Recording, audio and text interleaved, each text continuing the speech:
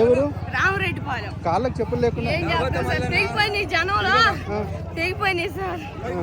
జగనన్న చూడాలని అభిమానంతో చెప్పులు. కలిసావమ్మా జగన్ కలిసావు కదా? కలిసాం సార్. చాలా ఆనందంగా ఉంది సార్. మాకు చాలా ఆనందంగా, చాలా హ్యాపీగా ఉంది సార్. మాకు జగనన్న రావాలి. అమ్మ ఒడి వస్తుంది సార్, రైతు భరోసా వస్తుంది. మాకు జగనన్న రావాలి, మాకు జగనన్న కావాలి.